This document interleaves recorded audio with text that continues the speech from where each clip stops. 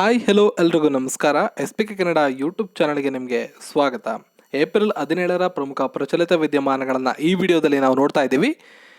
S P K Kannada ಅಂತ ಟೆಲಿಗ್ರಾಮಲ್ಲಿ search ಮಾಡಿ ನಮ್ಮ ಟೆಲಿಗ್ರಾಮ್ ಗ್ರೂಪ್ನ ಜಾಯ್ನ್ ಆಗಿ ಪ್ರತಿದಿನದ PDFsಗಳನ್ನು ನೀವು ಪಡ್ಕೊಳ್ಳಿ.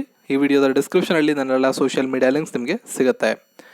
ಕೊಲಂಬಿಯಾ ಯೂನಿವರ್ಸಿಟಿಯ graduate school of journalism 2019 city journalist excellence award ಪುರಸ್ಕಾರವನ್ನು ಪಡೆದುಕೊಂಡವರು ಯಾರು? ಸರಿಯಾದ ಉತ್ತರ ಆಪ್ಷನ್ 3 ಟೀನಾ ಠಾಕ್ರೆ ಅಥವಾ ಥ್ಯಾಂಕ್. ಕೊಲಂಬಿಯಾ ವಿಶ್ವವಿದ್ಯಾಲಯದ graduate school of journalism 2019 city journalist excellence ಪ್ರಶಸ್ತಿಯನ್ನು ಪಡೆದುಕೊಂಡಂಥವರು ಮಿಂಟ್ ಟೀನಾ ಠಾಕ್ರಾ ಅವರನ್ನ ಆಯ್ಕೆ ಮಾಡಲಾಗಿದೆ ಒಂದು ಪುರಸ್ಕಾರಕ್ಕೆ. ಭಾರತದ ಮೊದಲ ವೋಟರ್ ಪಾರ್ಕ್ ಎಲ್ಲಿದೆ? ವೋಟರ್ ಪಾರ್ಕ್ ಎಲೆಕ್ಷನ್ನಲ್ಲಿ ನಾವು ಬಳಸ್ತೀವಲ್ಲ ವೋಟರ್, ಅದು ವೋಟರ್ ಪಾರ್ಕ್. ಸರಿಯಾದಂಥ ಉತ್ತರ ಗುರುಗಾಮಲ್ಲಿ ಇದು ಕಂಡು ಬರ್ತಾ ಇದೆ. ಹರಿಯಾಣದ ಮುಖ್ಯ ಚುನಾವಣಾ ಅಧಿಕಾರಿ ರಾಜೀವ್ ರಂಜನ್ ವಿಕಾಸ್ ಸದನ್ ಕಟ್ಟಡದ ಸಂಕೀರ್ಣದಲ್ಲಿ ಭಾರತದ ಮೊದಲ ಮತದಾನದ ಉದ್ಯಾನವನ ಉದ್ಘಾಟನೆ ಮಾಡಿದ್ದಾರೆ. ಚುನಾವಣಾ ಪ್ರಕ್ರಿಯೆ ಬಗ್ಗೆ ಜನರಿಗೆ ತಿಳಿಸುವ ಮತ್ತು ಮತದಾರರಲ್ಲಿ ಅರಿವು ಮೂಡಿಸುವ ಉದ್ದೇಶದಿಂದ ಈ ಒಂದು ಕಟ್ಟಡವನ್ನು ಗುರುಗಾಮಲ್ಲಿ ಉದ್ಘಾಟನೆ ಮಾಡಲಾಗಿದೆ. ಜಾಮಿಯಾ ಮಿಲಿಯಾ ಇಸ್ಲಾಮಿಯಾ ಮೊದಲ ಮಹಿಳಾ ಕುಲಪತಿ. ಸೊ ನಿನ್ನೆ ಮೊನ್ನೆ ವೀಡಿಯೋಸಲ್ಲಿ ನಾನು ನಿಮಗೆ ತಿಳಿಸಿದ್ದೀನಿ. ಆಪ್ಷನ್ 2 ನಜ್ಮಾ ಅಖ್ತರ್ ಸರಿಯಾದಂಥ ಉತ್ತರ. ರೋಟರಿ ಕ್ಲಬ್ ಆಫ್ ಮದ್ರಾಸ್ ನಾರ್ತ್ಗೆ ಈ ಕೆಳಗಿನ ಯಾವುದು ವಿದ್ಯಾರ್ಥಿಗಳ ನೈರ್ಮಲ್ಯ ಕರವಸ್ತ್ರವನ್ನು ಒದಗಿಸುವ ಒಂದು ಯೋಜನೆಯಾಗಿದೆ? ಸೊ ಆಪ್ಷನ್ ಡಿ ಸರಿಯಾದಂಥ ಉತ್ತರ ಪ್ರಾಜೆಕ್ಟ್ ಕಣಮ್ಮ. ವಿದ್ಯಾರ್ಥಿಗಳಿಗೆ ನೈರ್ಮಲ್ಯ ಕರವಸ್ತ್ರಗಳನ್ನು ಒದಗಿಸೋದಕ್ಕೆ ರೋಟರಿ ಕ್ಲಬ್ ಪ್ರಾಜೆಕ್ಟ್ ಕಣಮ್ಮ ಅನ್ನೋ ಒಂದು ಯೋಜನೆಯನ್ನು ಪ್ರಾರಂಭ ಮಾಡಿದೆ. ಈ ಕೆಳಗಿನವುಗಳಲ್ಲಿ ಯಾವುದು ಪ್ಯಾನಿಕ್ ಪರಿಸ್ಥಿತಿ ಅಥವಾ ಸಮಸ್ಯೆಯನ್ನು ಎದುರಿಸುತ್ತಿದ್ದರೆ ಮಹಿಳೆಯರಿಗೆ ಸಹಾಯ ಮಾಡಲು FICCI ಲೇಡೀಸ್ ಆರ್ಗನೈಸೇಷನ್ ಸಹಯೋಗದೊಂದಿಗೆ ನನ್ನ ವೃತ್ತ ಎನ್ನುವ ಮೊಬೈಲ್ ಅಪ್ಲಿಕೇಶನನ್ನು ಪ್ರಾರಂಭ ಮಾಡಿದೆ? ಸರಿಯಾದಂಥ ಉತ್ತರ ಭಾರತಿ ಏರ್ಟೆಲ್. ಭಾರತಿ ಏರ್ಟೆಲ್ ತುಂಬ ಕ್ಲಿಷ್ಟ ಪರಿಸ್ಥಿತಿ ಅಥವಾ ಸಮಸ್ಯೆಯನ್ನು ಎದುರಿಸ್ತಿರ್ತಕ್ಕಂಥ ಮಹಿಳೆಯರಿಗೆ ಸಹಾಯ ಮಾಡೋದಕ್ಕೆ FICCI ಲೇಡೀಸ್ ಆರ್ಗನೈಸೇಷನ್ FLO ಅಂತ ಕರಿತೀವಿ, ಅವರ ಸಹಯೋಗದೊಂದಿಗೆ ಮೈ ಸರ್ಕಲ್ ಅಥವಾ ನನ್ನ ವೃತ್ತ ಎನ್ನುವ ಮೊಬೈಲ್ ಅಪ್ಲಿಕೇಶನ್ನ ಪ್ರಾರಂಭ ಮಾಡಿದೆ. Who won the world press photo award 2019 for the image of crying toddler at US border? ಈ ಪುರಸ್ಕಾರವನ್ನು ಗೆದ್ದಂಥವರು ಜಾನ್ ಮೊರೆ. ಆಪ್ಷನ್ 1 ಸರಿಯಾದಂಥ ಉತ್ತರ. ಪಶ್ಚಿಮ ಬಂಗಾಳ ಸರ್ಕಾರದ ಎಷ್ಟು ಯೋಜನೆಗಳಿಗೆ ವಿಶ್ವಸಂಸ್ಥೆಯ WSO ಪ್ರಶಸ್ತಿಗಳನ್ನು ನೀಡಿದೆ? ಸರಿಯಾದಂಥ ಉತ್ತರ ಪಶ್ಚಿಮ ಬಂಗಾಳಕ್ಕೆ 2 ಪ್ರಶಸ್ತಿಗಳು ಸಿಕ್ಕಿವೆ. ಪ್ರಮುಖವಾದ 2 ಯೋಜನೆಗಳಿಗೆ ಪುರಸ್ಕಾರ ಸಿಕ್ಕಿದೆ. ಅದರಲ್ಲಿ ಉತ್ಕರ್ಷ ಬಾಂಗ್ಲಾ ಮತ್ತು ಸಬೂಜ್ ಸತಿ ಅನ್ನೋ 2 ಯೋಜನೆಗಳಿಗೆ ವಿಶ್ವಸಂಸ್ಥೆಯಿಂದ ಇವರಿಗೆ ಪುರಸ್ಕಾರ ಲಭ್ಯವಾಗಿದೆ. ಇದರ ಬಗ್ಗೆ ಮುಂದಿನ ವಿಡಿಯೋದಲ್ಲಿ ನಾನು ಸಮಗ್ರವಾಗಿ ನಿಮಗೆ ಮಾಹಿತಿಯನ್ನು ಕೊಡ್ತೇನೆ. ಶಮ್ಕೀರ್ ಚೆಸ್ 2019 ಪಂದ್ಯಾವಳಿಯಲ್ಲಿ ವಿಶ್ವನಾಥನ್ ಆನಂದ್ ಅವರು ಎಷ್ಟನೇ ಸ್ಥಾನವನ್ನು ಅಲಂಕರಿಸಿದರು? ಸರಿಯಾದ ಉತ್ತರ 5ನೇ ಸ್ಥಾನಕ್ಕೆ ಅವರು ತೃಪ್ತಿ ಪಡಬೇಕಾಯಿತು. ವಿಶ್ವನಾಥನ್ ಆನಂದ್ 2019ರ ಶಮ್ಕೀರ್ ಚೆಸ್ ಪಂದ್ಯಾವಳಿಯಲ್ಲಿ 5ನೇ ಸ್ಥಾನವನ್ನು ಪಡ್ಕೊಂಡಿದ್ದಾರೆ. IPL ಇತಿಹಾಸದಲ್ಲಿ 100 ಪಂದ್ಯಗಳನ್ನು ಗೆದ್ದ ಮೊದಲ ನಾಯಕ ಯಾರು? ಸರಿಯಾದಂಥ ಉತ್ತರ ಆಪ್ಷನ್ 4 MS ಧೋನಿ.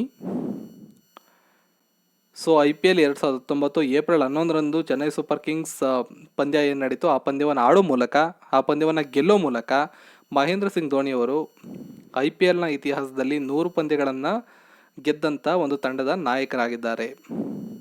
152 ಪಂದ್ಯಗಳಲ್ಲಿ ಇದುವರೆಗೂ ಚೆನ್ನೈ ಸೂಪರ್ ಕಿಂಗ್ಸ್ ತಂಡವನ್ನು ಅವರು ಮುನ್ನಡೆಸಿದ್ದಾರೆ. 2019ರ ಬಾಕ್ಸಿಂಗ್ ವಿಶ್ವಕಪ್ನಲ್ಲಿ ಮೀನಾ ಕುಮಾರಿ ಅವರು ಯಾವ ಪದಕವನ್ನು ಗೆದ್ದುಕೊಂಡರು? ಸರಿಯಾದಂಥ ಉತ್ತರ ಆಪ್ಷನ್ 1 ಅವರು ಚಿನ್ನದ ಪದಕವನ್ನು ಗೆದ್ದುಕೊಂಡಿದ್ದಾರೆ. ಮಣಿಪುರದ ಮೀನಾ ಕುಮಾರಿಯವರು ಮ್ಯಾನಿಸಮ್ ಜರ್ಮನಿಯಲ್ಲಿ ಕಲೋನ್ ಬಾಕ್ಸಿಂಗ್ ಚಾಂಪಿಯನ್ಶಿಪ್ 54 kg ವಿಭಾಗದಲ್ಲಿ ಈ ಚಿನ್ನದ ಪುರಸ್ಕಾರವನ್ನು ಗೆದ್ದಿದ್ದಾರೆ. ಫೈನಲ್ನಲ್ಲಿ ಥೈಲ್ಯಾಂಡ್ನ ಮಚಾಯ್ ಅವರನ್ನು ಸೋಲಿಸುವ ಮೂಲಕ ಈ ಸಾಧನೆಯನ್ನು ಅವರು ಮಾಡಿದ್ದಾರೆ. ಪ್ಯಾಲೆಸ್ತೀನಿಯಾದ ಹೊಸ ಪ್ರಧಾನಿಯಾಗಿ ಅಧಿಕಾರವನ್ನು ಸ್ವೀಕರಿಸಿದಂಥವರು ಯಾರು? ಸರಿಯಾದ ಉತ್ತರ ಮೊಹಮ್ಮದ್ ಇಶತೆ. ಸೊ ಇವ್ರ ಬಗ್ಗೆನೂ ಮುಂದಿನ ವಿಡಿಯೋದಲ್ಲಿ ನಿಮಗೆ ಸಮಗ್ರವಾದ ಮಾಹಿತಿಯನ್ನು ನೀಡ್ತಾ ಇದ್ದೀನಿ ನಾನು. ಸೊ ಇವತ್ತಿನ ವ್ಯಕ್ತಿ ಬಗ್ಗೆ ನಾವು ತಿಳ್ಕೊಬೇಕು ಅಂದರೆ ದೀಪಾ ಮಲಿಕ್ ರಿಯೋ ಒಲಿಂಪಿಕ್ಸ್ 2016 ಬಗ್ಗೆ ನಿಮಗೆ ನೆನಪಿರಬಹುದು. 2016ರಲ್ಲಿ ನಡೆದಂಥ ರಿಯೋ ಒಲಿಂಪಿಕ್ಸ್ನ ಶಾರ್ಟ್ ಪುಟ್ಟಲ್ಲಿ ಬೆಳ್ಳಿ ಪದಕವನ್ನು ಗೆದ್ದಿದ್ರು ದೀಪಾ ಮಲ್ಲಿಕ್ ಅವರು. ಅವ್ರಿಗೆ ನ್ಯೂಜಿಲೆಂಡ್ ಪ್ರಧಾನಿ ಸರ್ ಎಡ್ಮಂಡ್ ಹಿಲಾರಿ ಫೆಲೋಶಿಪ್ ಸಿಕ್ಕಿದೆ. ಇವಾಗ 48 ವರ್ಷದ ದೀಪಾ ಅವರು 2016ರ ಒಲಿಂಪಿಕ್ ಶಾರ್ಟ್ ಪುಟ್ನ F53 ವಿಭಾಗದಲ್ಲಿ ಪದಕವನ್ನು ಗಳಿಸಿದ್ರು. ಪ್ಯಾರಾ ಒಲಿಂಪಿಕ್ಸ್ನಲ್ಲಿ ಪದಕ ಗೆದ್ದ ಭಾರತದ ಮೊದಲ ಕ್ರೀಡಾಪಟು ಇವರು.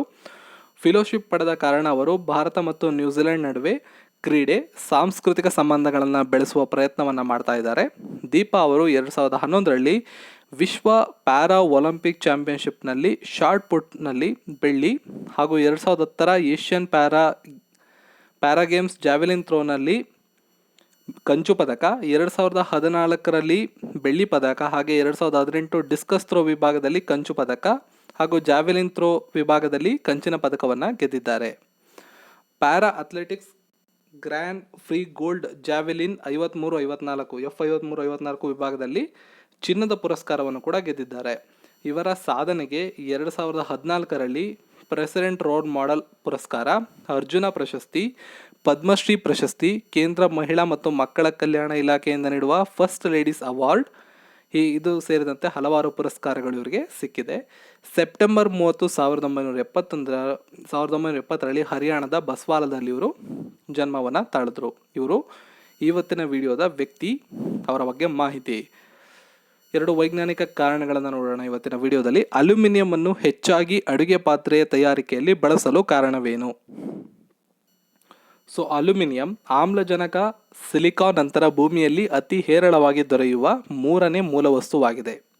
ಇದನ್ನು ಬಡವರ ಬೆಳ್ಳಿ ಎಂದು ಕರೆಯುತ್ತಾರೆ. ಇದು ಅತಿ ಕಡಿಮೆ ಸಾಂದ್ರತೆಯನ್ನು ಹೊಂದಿದ್ದು ತುಕ್ಕು ಹಿಡಿಯುವುದಿಲ್ಲ. ಸಾಂದ್ರತೆ ಕಡಿಮೆ ಇರುವ ಕಾರಣ ಒಂದು ಕಡೆಯಿಂದ ಇನ್ನೊಂದು ಕಡೆಗೆ ಸಾಗಿಸುವುದು ಸುಲಭ. ಅಲ್ಯೂಮಿನಿಯಂ ಲೋಹವು ಬಾಕ್ಸೈಟ್ ಎಂಬ ಅದಿರಿನ ರೂಪದಲ್ಲಿ ದೊರೆಯುತ್ತದೆ.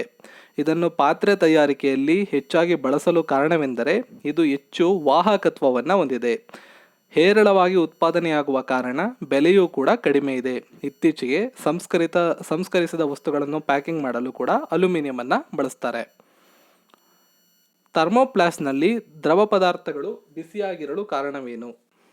ವೈಜ್ಞಾನಿಕ ಕಾರಣವನ್ನು ನೋಡೋದಾದರೆ, ಥರ್ಮೋಪ್ಲಾಸ್ಟ್ ನಾಳದಂತಿದ್ದು 2 ಸೀಸೆಗಳನ್ನು ಒಳಗೊಂಡಿರುತ್ತದೆ. ಹೊರಭಾಗದ ಸೀಸೆ ಒಳಭಾಗದ ಸೀಸೆ ನಡುವೆ ಶೂನ್ಯ ಪದರವಿರುತ್ತದೆ. ಒಳಸೀಸೆಯಿಂದ ಉಷ್ಣವು ಪುಚನಳ ಮೂಲಕ ಹೊರಗೆ ಸಾಗುತ್ತದೆ. ಆದರೆ ಮಧ್ಯದಲ್ಲಿರುವ ಶೂನ್ಯ ಪದರವು ಒಳಸೀಸೆ ಏನಿರ್ತದೆ ಅದರ ಉಷ್ಣ ಹೊರ ಹರಿಯುವುದನ್ನು ತಡೆ ಹಿಡಿತದೆ. ಈ ಮೂಲಕ ಥರ್ಮೋಪ್ಲಾಸ್ಟಿನ ಒಳಪದರದಲ್ಲಿರುವ ಉಷ್ಣ ನಷ್ಟವಾಗುವುದಿಲ್ಲ. ಈ ಕಾರಣದಿಂದ ಥರ್ಮೋಪ್ಲಾಸ್ಟ್ನಲ್ಲಿ ಶೇಖರಿಸಲ್ಪಟ್ಟ ದ್ರವ ಪದಾರ್ಥ ಬಹುಕಾಲದವರೆಗೆ ಬಿಸಿಯಾಗಿ ಉಳಿಯುತ್ತದೆ. ಶೂನ್ಯ ಪದರವಿಲ್ಲದಿದ್ದರೆ ಒಳಪದರದಿಂದ ಹೊರಪದರಕ್ಕೆ ಶಾಖ ಪ್ರಸಾರ ಆಗಿ ಬಿಸಿ ತಾಪವನ್ನು ಅದು ಕಳ್ಕೊತಾ ಇತ್ತು. ಎಲ್ಲ ಮಾಹಿತಿಗಳು ನಿಮಗೆ ಉಪಯುಕ್ತ ಅನಿಸಿದ್ರೆ ಈ ವಿಡಿಯೋವನ್ನು ಲೈಕ್ ಮಾಡಿ, ಶೇರ್ ಮಾಡಿ, ಜೊತೆಗೆ ಚಾನಲ್ನ ಸಬ್ಸ್ಕ್ರೈಬ್ ಮಾಡಿ. ಇದರ PDF ಪಡ್ಕೊಳ್ಳೋಕ್ಕೆ ನಮ್ಮ ಟೆಲಿಗ್ರಾಮ್ ಗ್ರೂಪ್ನ ಜಾಯ್ನ್ ಆಗಿ ಹಾಗೂ ನಮ್ಮ ಫೇಸ್ಬುಕ್ ಪೇಜನ್ನು ಕೂಡ ಲೈಕ್ ಮಾಡಿ. Thank you.